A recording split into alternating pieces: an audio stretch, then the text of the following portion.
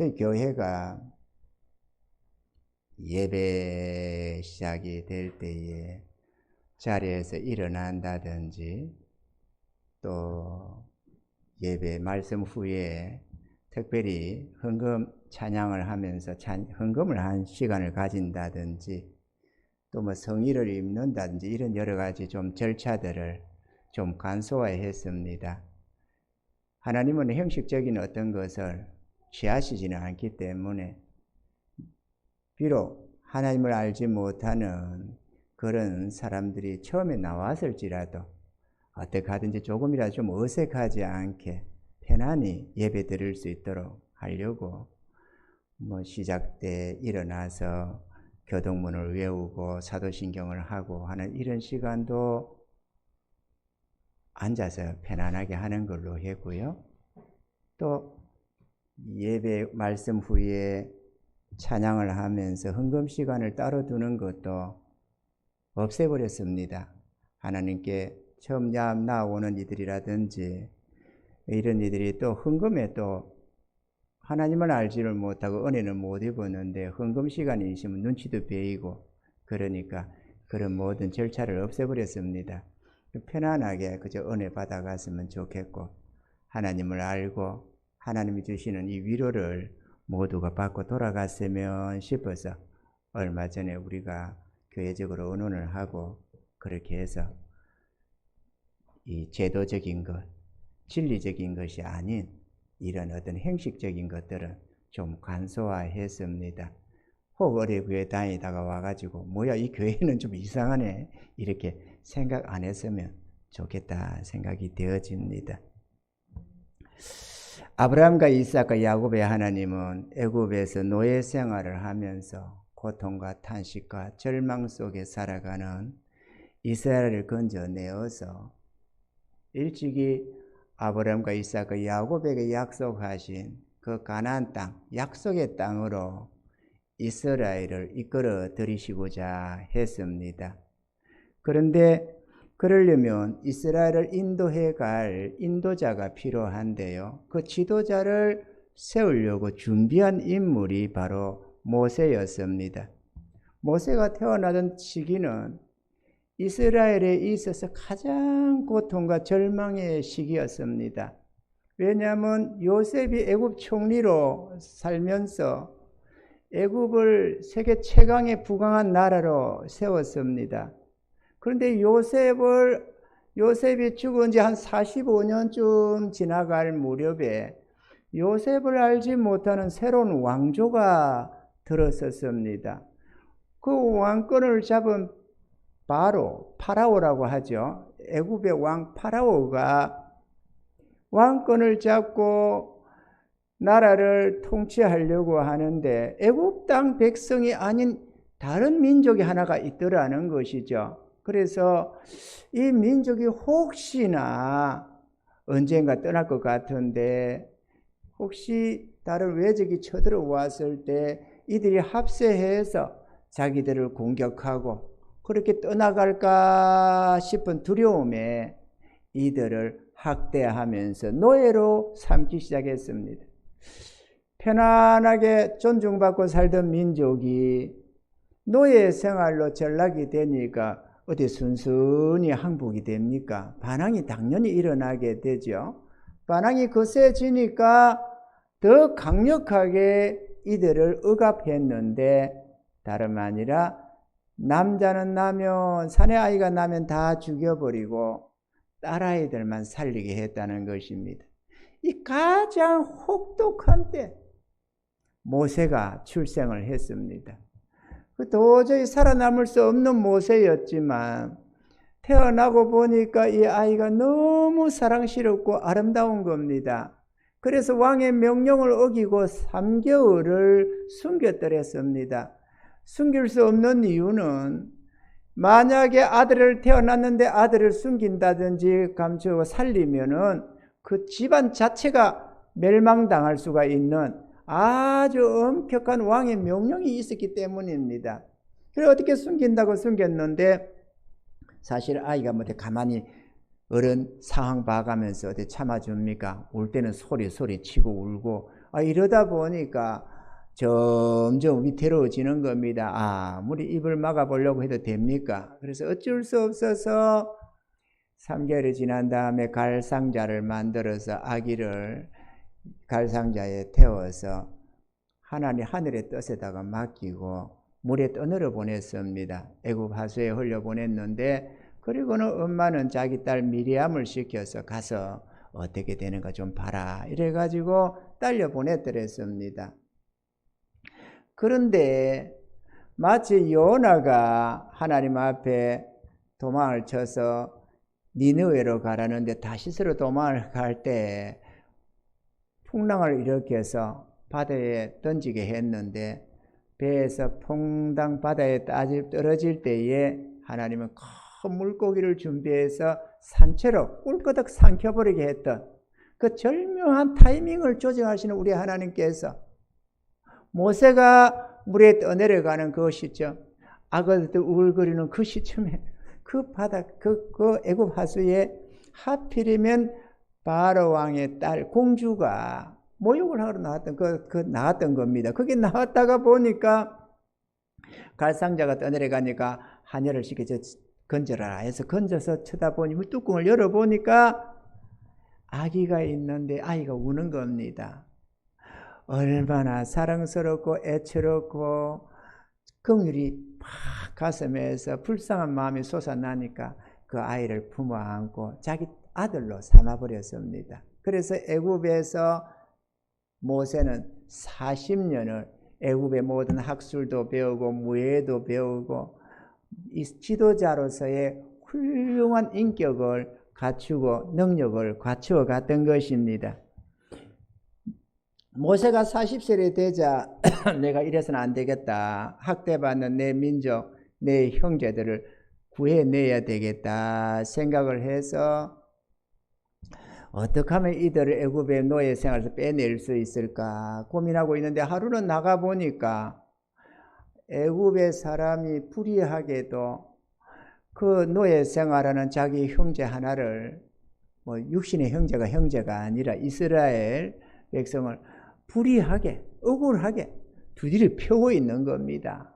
그래서 막 모세가 어분이 솟구쳐 올라가서 이놈의 새끼 이래가지고 두드려 패서 죽여버렸습니다. 그리고 모래에 감춰버렸어요. 문제는 다음날에 들통이 나가지고 자기 민족 자기 형제를 돕겠다고 나섰다가 오히려 들통이 나는 바람에 도망을 쳐서 자기 목숨 하나 부지하겠다고 미디안 강야로 도망을 쳤습니다.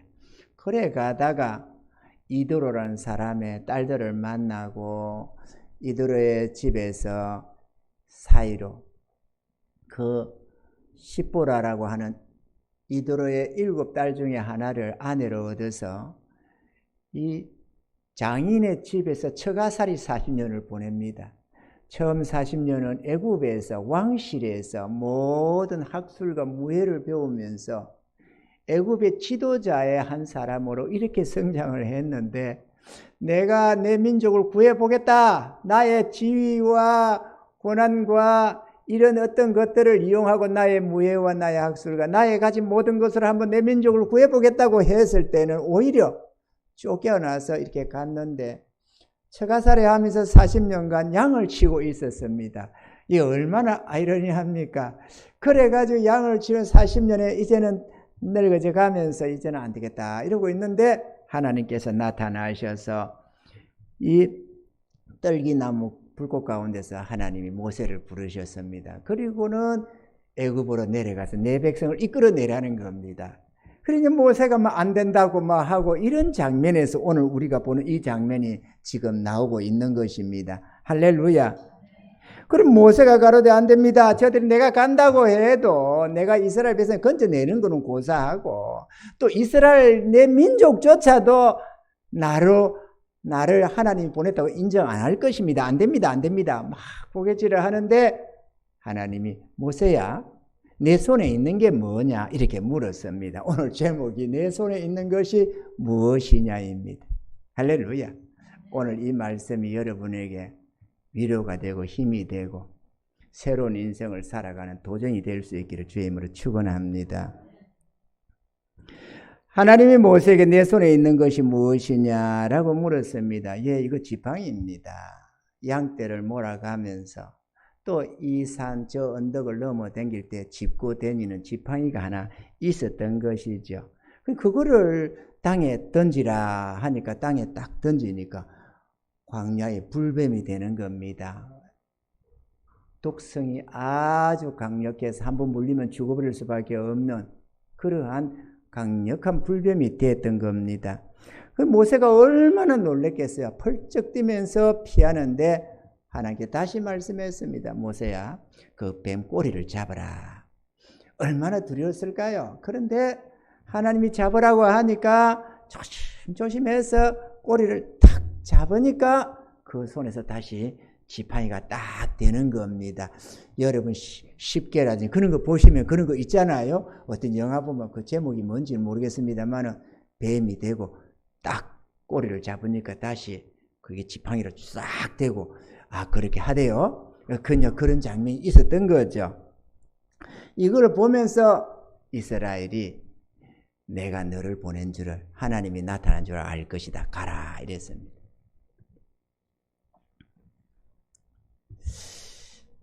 오늘 우리는 이 본문의 말씀의 이 작은 부분이지만 이 짧은 부분을 통해서 이 의미가 무엇인지를 우리가 살펴보고 은혜 받는 시간이 되기를 바랍니다.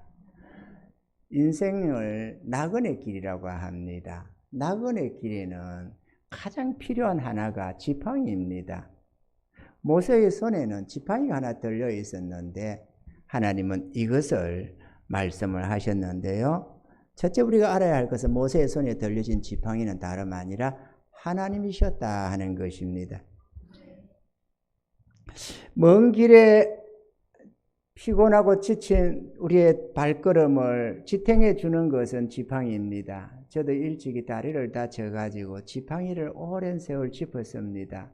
그래서 좀 지팡이를 짚고 걸으면은 훨씬 한결 편하게 걷는데 지팡이가 없으면은 그렇게 불편하고 어려웠습니다. 지금도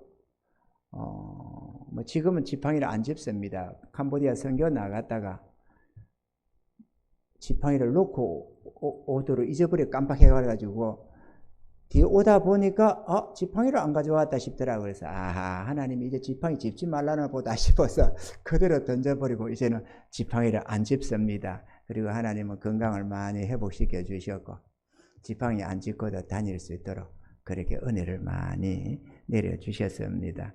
저는 지팡이를 짚다 보니까 이 지팡이의 유용성을 잘 압니다. 연세 드신 노인들도 힘이 없으면 지팡이를 다 잡습니다. 요새는 지팡이를 안 짚고 이렇게 밀고 다니시더라고. 이게 한결 더 튼튼하잖아요. 지팡이보다 더 낫지. 아무래도 안정적이고. 어쨌거나 인생 나그네 길은 지팡이가 필요한데 우리 하나님이 모세에게 내가 너의 지팡이가 되어주겠다라고 하신 말씀이 바로 오늘 본문의 내용인 것입니다. 죽은 막대기 같은 지팡이도 나그네 길에 힘이 되어주는데 버팀목이 되어주는데 살아계신 전능하신 하나님이 모세의 지팡이가 된다면 더 이상 말할 필요가 없는 것이죠. 하나님은 당신을 믿는 주의 자녀들의 의지할 도움이 되신다고 말씀을 합니다. 이 도움이 되신 의지하라. 하나님을 의지하고 도움으로 삼아라. 이 얘기가 바로 내가 너의 지팡이가 되겠다. 이런 의미가 되는 것입니다. 할렐루야. 사랑하는 성도 여러분, 하나님은 우리의 인생길에 지팡이가 되어주신다고 약속하셨습니다. 이거는 모세에게 하신 약속이기도 하지만 모든 주의 백성들에게 한결같이 약속하는 약속이 나는 너의 도움이시다라고 말씀을 한다는 것입니다. 모세의 하나님은 바로 우리의 하나님이시기도 하기 때문에 그렇습니다. 할렐루야. 시편의 146편 3절로 5절에 이렇게 기록합니다. 방백들을 의지하지 말며 도울 힘이 없는 인생도 의지하지 말지니 그 호흡이 끊어지면 흙으로 돌아가서 당일에 그 도모가 소멸하리로다. 야곱의 하나님으로 자기 도움을 삼으며 여호와 자기 하나님에게 그 소망을 두는 자는 복이 있도다. 야곱의 하나님으로 자기 도움을 삼으며 이것이 바로 우리로 하여금 하나님을 도움으로 삼아라, 하나님을 지팡이로 삼아라, 이렇게 말씀하는 것입니다. 하나님, 나 여호와가 너의 지팡이가 되어주겠다. 내가 바로 너희의 힘이 되어주겠다라고 말씀을 하시는 것입니다. 할렐루야. 사랑하는 성도 여러분, 여러분들도 무언가를 의지하며 지금까지 살아왔을 것입니다. 어떤 이는 자기 하나님을 도움으로 삼아서 살아오고, 어떤 이는 자기 자신의 건강이나 지식이나 경험이나 기술 같은 것을 의지하면서 살아올 것이고, 또 어떤 이들은 재물을 의지해서 얼마간의 그 모은 물질을 의지해서 그걸 생명같이 여기고 도움을 삼고 의지하며 살아오는 자들이 있을 것입니다. 그러나 우리 하나님은 재물도 사람도 우리의 지식이나 경험이나 건강도 의지할 만한 존재가 못 된다고 주님 말씀하시는 것입니다. 영원히 우리가 의지하고 바라보고 도움을 삼아야 할 이는 영원 무궁토록 함께 하시는 전능하신 하나님이라는 사실을 우리가 알아야만 하겠습니다. 할렐루야. 모세도 40년간 애굽에서 배운 학술과 무술, 자기가 가진 권세와 능력을 발휘해서 이스라엘을 구해내려고 했지만 겨우 자기 목숨 하나 도망치는 결과를 초래했습니다. 우리가 의지하는 것이 무엇이든지 간에 그것은 우리 인생길에 도움이 되지를 못합니다. 일순간 도움이 되는 것 같지만 그것은 절대로 의지할 만한 존재가 안 되는 것이고, 우리가 우리 자신을 의지하거나 가진 몇 푼의 재물을 의지한다면 오히려 하나님은 그것을 우상시하면서 우리를 책망하시고 또 우리의 인생이 결국은 실패자로 끝이 난다는 사실입니다.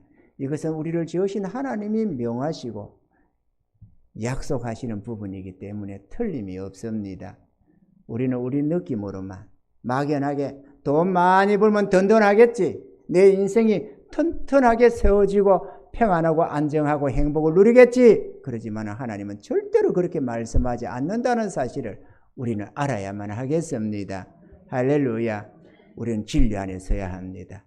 우리를 지으신 하나님이 우리를 너무 잘 아십니다. 우리의 체질도 아시고 행편과 처지도 아시고, 그래서 재물을 의지하면 그거는 마치 독수리가 날개치면 날아가 버리는 것처럼 재물은 날개를 내서 날아간다고도 했고, 재물을 추구하는 것, 그게 바로 또 우상숭배다, 탐욕이 우상숭배다고도 말씀을 했습니다. 재물을 의지하면은 하나님을 의지할 수 없고, 하나님을 의지하는 자는 재물을 의지하지 않는다, 하나님과 재물을 겸하여 섬기지 못한다, 이렇게도 말씀을 하셨습니다. 그러므로 우리가 지금까지 하나님 아닌 무언가를 의지하고 살았다면 이제라도 회개하고 돌이켜서 하나님을 도움으로 삼아 승리하는 인생이 되기를 바랍니다. 둘째로, 하나님을 저버리면 하나님이 우리에게 대적이 되십니다. 뱀은 사단을 상징하는 동물로서 우리를 대적하는 대적자인데요, 모세의 손에 들려진 지팡이를 내던졌더니만 그것이 뱀이 되었습니다. 지팡이가 뱀이 된다는 말은 하나님이 우리의 도움이고 우리의 의지할 자이시지만 우리가 하나님에 대한 믿음을 배반하고 저버리고 하나님을 던지면 하나님이 친히 우리의 대적이 되겠다고 말씀을 하는 것입니다. 아멘이십니까?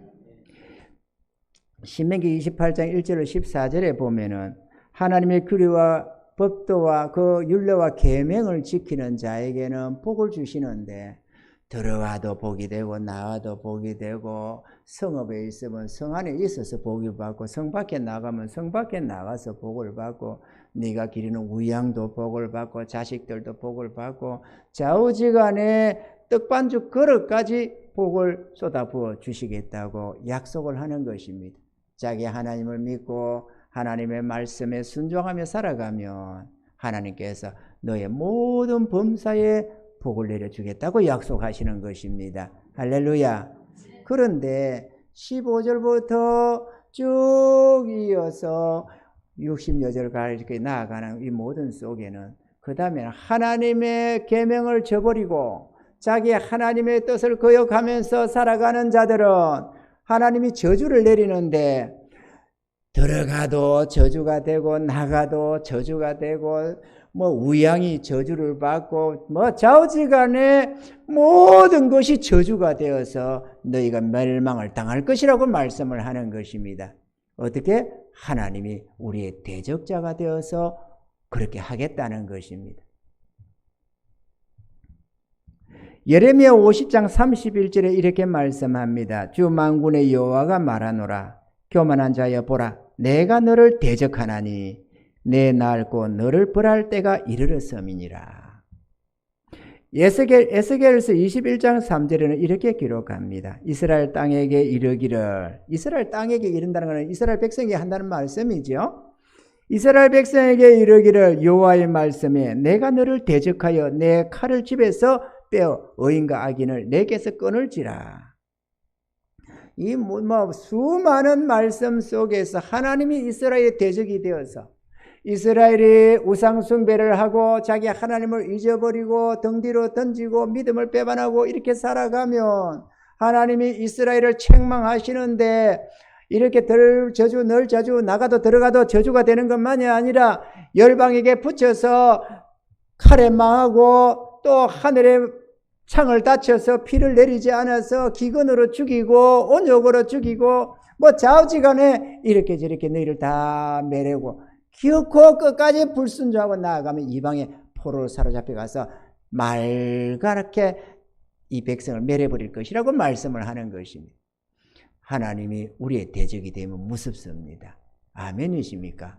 맨날 교회 생각할 때 우리는 하나님은 사랑의 하나님, 사랑의 하나님 이렇게만 자꾸 얘기를 하는데 사랑의 하나님 맞습니다. 우리 하나님은 정말로 우리를 사랑하십니다. 사랑하기 때문에 우리가 하나님을 배반하고 하나님을 사랑하는 우리 하나님의 마음을 저버려가면서 우상 숭배에 빠지고 하나님을 등에 등박해 던지면 하나님께서 친히 우리의 대적이 되어서 우리를 책망하시고 우리의 삶에 복을 지어버린다는 사실입니다.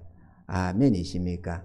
그러나 누구든지 자신의 잘못된 행위를 깨닫고 하나님을 붙들고 의지하면 하나님이 다시 그들의 지팡이가 되어주시는데 곧 우리의 지혜와 능력이 되어주시겠다고 약속하는 것입니다.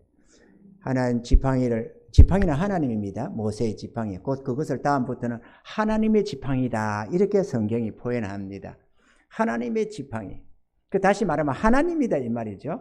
모세가 하나님을 붙들면 지팡이가 되지만 내던지면은 대적이 되고 뱀이 된다고 하는 대적이 되긴다는데 사단이 된다는 말이라기보다는 내가 너희를 대적한다 이 얘기입니다. 아멘이죠? 대적이 되는데 대적이 되었던 그 뱀도 내가 다시 붙들면은 다시 지팡이가 된다는 거. 이게 우리 하나님의 사랑입니다.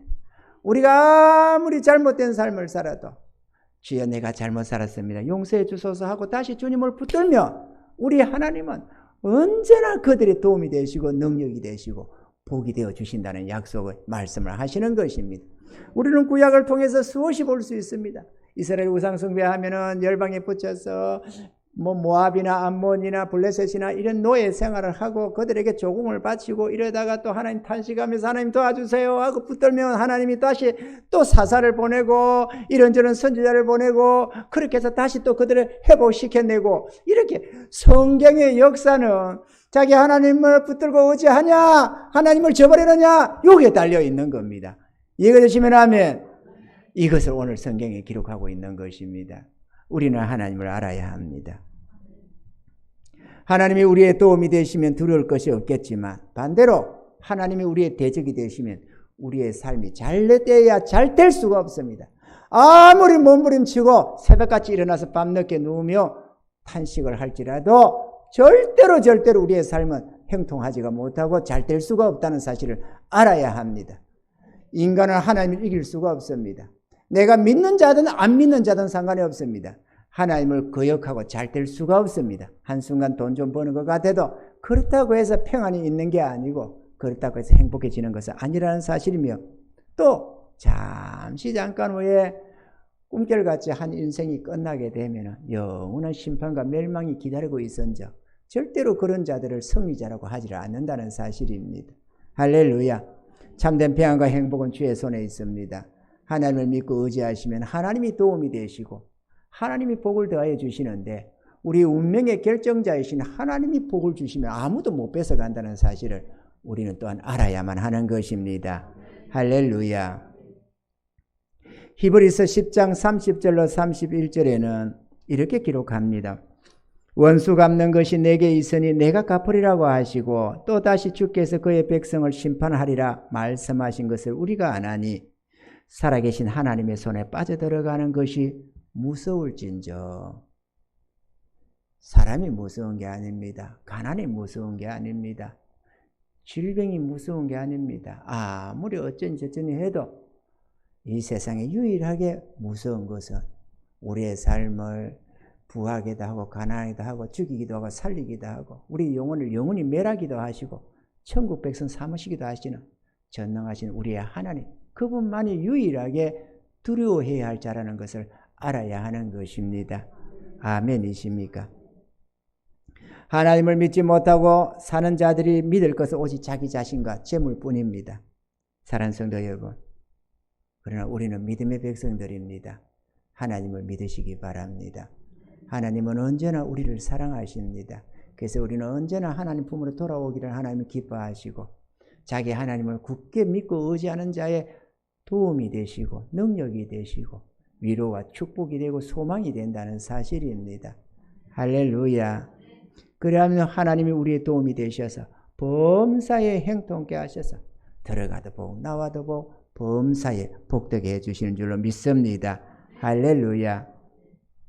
셋째로 범사에 하나님으로 싸워야 합니다. 출애굽기 4장 17절에 너는 이 지팡이를 손에 잡고 이것으로 이적을 행할지니라 이랬습니다. 그래서 이때부터 이 지팡이를 하나님의 지팡이라고 표현을 하는데요. 성경에 그렇게 기록이 되고 있습니다. 모세는 이 지팡이로 애굽 땅에서 노예 생활을 하던 이스라엘을 이끌어내었으며 하나님이 자기에게 맡기신 사명을 잘 감당해낼 수가 있었습니다. 애굽에서 10가지 재앙도 이 지팡이로 이루었고 홍해 바다를 가르며 나올 수 있었고 애굽 백성을 다 멸해버렸던 그 사건도 지팡이로 했으며 아말렉 전투에서 승리함도 이 지팡이로 이루어낸 캐거였고요.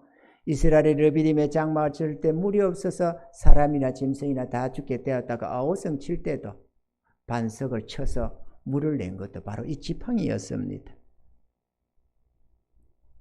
모세가 위대한 사역을 감당할 수 있었던 것은 모세가 붙들고 의지했던 이 지팡이 때문이었다는 사실을 우리는 알아야만 합니다. 사랑하는 성도 여러분, 우리들 손에도 믿음의 눈으로 바라보면 볼 수 있는 지팡이가 다 들려 있습니다. 어떤 사람들은 신앙생활 오래 하면서도 자기 손에 지팡이가 있다는 것을 망각하고 살아가는 성도들이 참 많습니다. 자기의 도움이 하나님인데 하나님을 망각하고 그저 이 하나님은 주일날 나와서 예배 드릴 때 찾는 하나님 정도로만 생각을 하고 내 인생에 진정 의지해야 할 이가 하나님인 줄을 생각도 못하고 살아가는 수많은 신자들이 있습니다. 그들의 삶은 참으로 안타깝게도 참담하게 이를 데가 없습니다. 하나님이 그런 자들에게 복을 끼쳐줄 수가 없습니다. 설령 한때 잘 나가고 사업이 잘 되고 떼돈을 버는 것 같아도 조금 지켜보면 그 다음에 곤두박질 쳐서 맑게 씻어버리는 모습을 우리는 얼마든지 우리 이 기독교 2000년사와 우리 신앙생활 속에서 얼마든지 간증을 들으며 볼 수가 있는 것입니다. 사랑하는 성도 여러분, 하나님은 우리에게 묻습니다. 네 손에 있는 게 뭐냐? 하나님이 우리 손에 뭐가 있는지를 몰라서가 아니고 모세의 손에 지팡이가 있는지 없는지 그 지팡이가 뭔지 몰라서 묻는 게 아닙니다. 우리에게 생각해 보라고 반문하는 것입니다. 너에게 하나님이 있지 않냐? 네가 나 여호와 하나님을 믿는다면서 그러면 네가 의지할 하나님이 있지 않냐? 왜 네 능력으로 하니 못하니 그런 소리 하느냐? 나는 못한다고 왜 도리짓 하느냐? 왜 나는 아무것도 없다고 탄식하느냐? 너에게 전능하신 하나님이 계시다. 그 하나님을 의지하면 뭐든지 할 수 있다. 이렇게 말씀하시는 것입니다. 아멘이시죠? 여러분 가진 것 없다고 뭐한 것 없다고 기죽을 필요가 없습니다. 배운 것 없다고 기죽을 필요가 없습니다. 몸 좀 약하다고 어떻게 할 필요가 없습니다. 왜? 그 모든 것보다도 모든 것이 되시는 하나님이 계시기 때문에 그렇습니다. 하나님은 우리의 가진 것을 보지 않습니다. 하나님은 우리의 배운 것을 보지 않습니다. 하나님은 우리의 어떤 행편과 처지를 보지 않습니다. 하나님이 보시는 것은 우리의 마음 중심입니다. 우리가 하나님 앞에 회개하고 돌이키면 언제나 우리의 지팡이가 되어주시겠다고 약속하고 있는 것입니다. 우리의 일생이 아무리 내리꼬여서 지금까지 참담하게 살았을지라도 지금이라도 그 하나님을 붙들면 우리의 도움이 되겠다고 오늘 본문에 약속하고 있는 것입니다. 할렐루야. 사랑하는 성도 여러분, 우리가 낙심하고 절망하는 것은 우리 자신의 무능력을 보기 때문에 그렇습니다. 우리 자신을 바라보면 무능력밖에 없고 또 조금 몇 푼이 있으면 우쭐해가지고 교만을 부리고 도무지 도움이 안 되는 게 우리 자신입니다. 그렇지만 우리 하나님은 언제나 우리의 도움이 되시고 위로가 되시고 축복이 되신다는 사실을 믿으시기를 바랍니다. 이 세상에 믿을 수 있는 것은 오직 하나님밖에 없습니다. 우리의 부모가 잘 나가도 부모가 영원히 우리를 지켜주지도 못하고 우리의 마음의 고통까지 부모가 어떻게 감당해 주지를 못합니다. 또 우리가 자식을 낳고 우리가 부모라고 보호자라고 하지만 말이 보호자지 자식을 감당해 줄 수 있나요? 병드는 것을 막아주기를 하나? 어떤 위험 사고를 막아줄 수가 있나? 우리 자신도 감당이 안 되는데 누구의 보호자가 제대로 되겠습니까? 그러나 우리 하나님은 우리를 지으신 이시고 우리를 영원토록 눈동자에 지키시는 하나님이십니다. 그 하나님을 믿고 의지해야만 인생이 든든해지는 것입니다. 할렐루야. 세상이 어떻게 변한다고 그에 따라서 희비가 엇갈리고 돈을 벌고 못 벌고의 희비가 엇갈리고 그러지 않습니다. 자기 하나님을 믿고 의뢰한 자는 예루살렘이 영원히 하나님의 보호를 받는 것처럼 산이 영원히 요동치 않고 있는 것처럼 든든하게 마음에 참된 평안이 넘치는 것입니다. 그래서 이 코로나가 왔네, 경기가 어떠네, 뭐가 어쩌네, 뭐 별소리가 다 해도 하나님을 굳게 의지하는 자는 전혀 요동하지 않고 든든하게 하나님을 믿고 의지하며 나아가는데 하나님은 그 모든 환난을 이기게 해주시고 할렐루야 승리케 해주시는 것입니다. 할렐루야. 하나님을 도움으로 삼고 그를 의지하는 자는 승리하는 삶을 살 수가 있는 것입니다. 모세를 보세요. 그렇게도 자기가 뭔가 해보겠다고 나설 때는 별 볼 일 없이 도망을 쳤었고 나는 못한다고 이제 나는 아무것도 아니라고 도리질하고 보낼 만한 자를 보내라고 그렇게 극구 사양했지만 내가 너와 함께 했다. 모세야 내가 너와 함께 할 테니까 너는 걱정 말아라. 너는 내가 시키는 대로만 해라. 이렇게 해서 나아갔더니만 이스라엘 수백만 명의 자기 민족을 그 바로의 무한한 그 세계 최강의 군대 손에서도 빼내가지고 약속의 땅으로 이끌어낼 수가 있었다는 사실입니다. 할렐루야. 모세가 했습니까? 아닙니다. 모세가 의지한 지팡이로 했습니다. 할렐루야. 우리도 할 수 있습니다. 우리가 아무 가진 것이 없어도 배운 것이 없어도 기술이 없어도 괜찮습니다. 하나님만 붙들면 하나님으로 인해서 우리 삶의 기적과 이적이 일어나기 시작하는 것입니다. 이 은혜를 맛보며 살아가셔야 합니다. 할렐루야. 그러면 든든해집니다. 전능하신 이가 나와 함께 하신다는데 내가 두려울 게 뭐냐. 내가 이 말을 하다 보니까 하나 생각이 나는 게 있네요.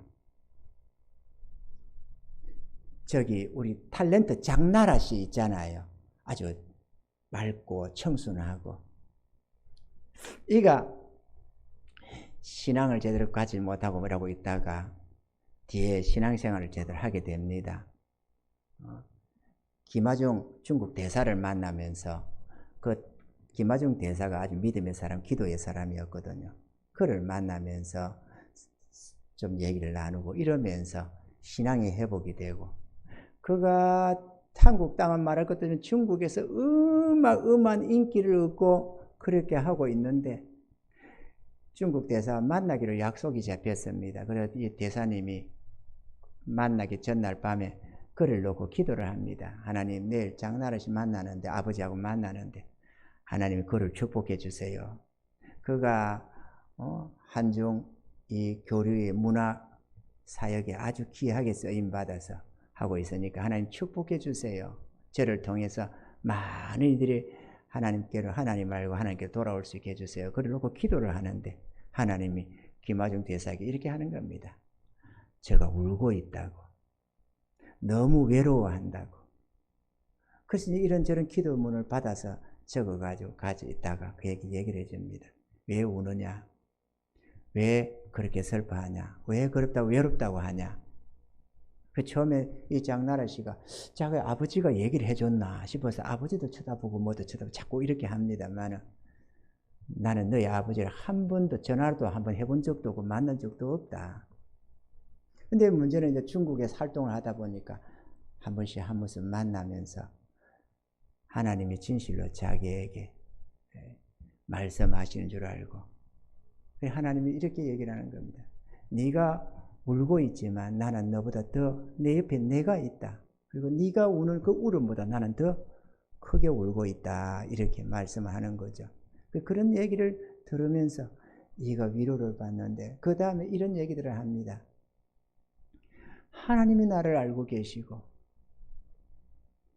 하나님이 나를 사랑하시는다는데 내가 외로워할 이유가 뭐 있냐?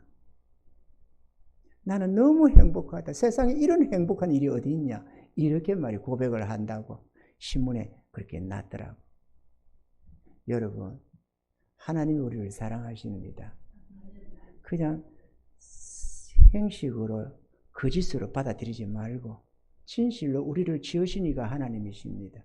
하나님, 우리가 잊어버리고 살아서 그렇지 하나님이 우리를 지으셨는데 우리를 모릅니까? 우리를 지으신 그 하나님 우리를 사랑하십니다. 이 땅에서 고통당하는 우리를 불쌍히 여기십니다.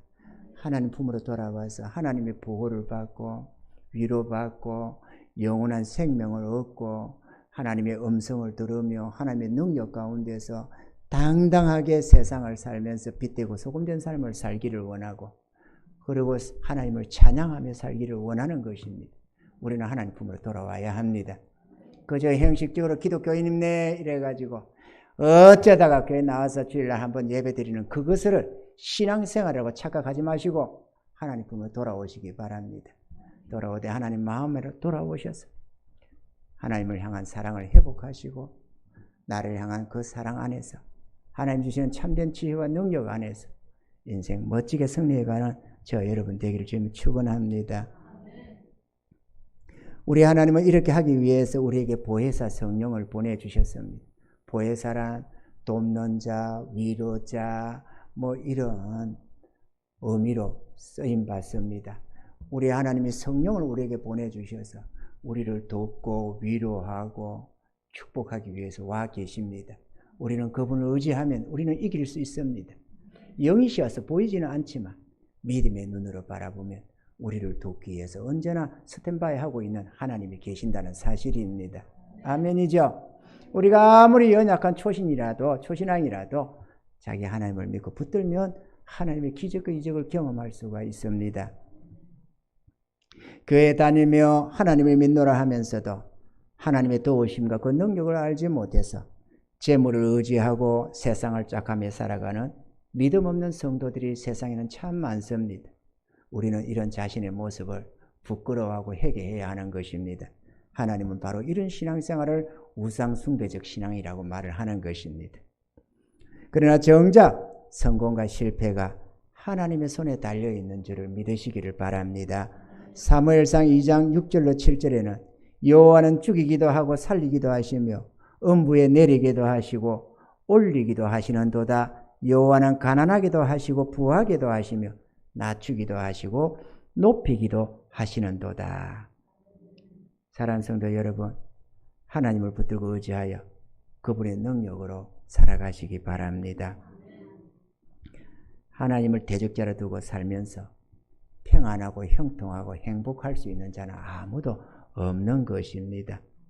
여러분, 성경에 보면은 나중에 7장에 보면은 모세가 이 지팡이가 뱀이 되는 이 사건을 바로 앞에 이룹니다. 그래서 아론을 시켜서 지팡이를 던지니까 뱀이 됩니다. 그러니까 애굽의 술사와 박사들도 자기들의 지팡이를 던지니까 뱀이 되는 겁니다. 그런데 아론의 지팡이, 모세의 이 지팡이가 그대로 홀랑홀랑 다 삼켜먹어 버렸다는 것입니다. 뭘 의미하느냐? 흔히들 말이죠. 뭐 무당이다, 뭐 다른 신을 섬기다가 예수 믿으면 그 섬기던 신들이 재앙을 내리고 우환이 닥친다는 말을 듣습니다. 그래서 전날에 섬기던 것을 버리기를 두려워하는 거예요. 혹시 재앙으로 자기를 칠까봐. 그러니 그 말은 뭐냐면은 세상의 신들도 이 우상도 이 신들도 자기를 섬기다가 배반하면 대적이 된다는 것을 말합니다. 그런데 문제는 여호와 하나님이 더 크고 위대한 영원한 하나님이셔서 그걸 뒤에다 삼켜버린다는 거죠. 다시 말하면 우리가 어떠한 우상 숭배에 빠져 있고 귀신을 섬겼을지라도 하나님 품으로 돌아오면 하나님이 든든히 지켜줘서 그들의 대적을 다 멸해버린다는 것을 말씀하는 것입니다. 할렐루야. 그러니 다른 우상 숭배 하다가 돌아오는 것도 걱정할 필요가 없습니다. 아멘이죠. 혹시나 내가 재앙당하면 어떡하나 걱정할 것 없습니다. 점을 하고 귀신을 섬겼어도 괜찮습니다. 하나님이 능히 이기게 해주시니까 말이에요. 할렐루야. 우리 하나님은 영원하신 하나님이십니다. 우리를 지으시고 우리를 사랑하시며 그래서 우리의 이 죄 가운데서 우리를 구원하기 위해서 독생자 보내서 십자가에 못 박으면서까지 우리의 죄를 그에게 지으시고 값없는 용서와 구원을 주시는 하나님. 그리고 우리의 삶 속에서 내버려 두는 것이 아니라 우리 삶 속에 친히 함께 해 주시면서 우리의 연약을 도우시고 우리의 모든 불가능한 문제도 해결해 주시며 능력으로 함께 해 주셔서 하나님을 찬양하도록 하기 위한 우리 하나님의 특별한 조치가 언제나 우리 가운데 있다는 사실을 우리는 알아야만 합니다. 하나님은 우리와 사랑하기를 원합니다. 하나님은 우리를 사랑하시며 우리의 사랑받기를 원하십니다. 하나님을 알고 하나님 품으로 돌아오셔서 남은 생에 그 하나님을 의지해서 하나님의 능력에 힘입어서 든든한 삶을 살아가시고 영원한 천국에서의 길이 영원토록 복을 누리는 저와 여러분 되기를 주님의 축원합니다.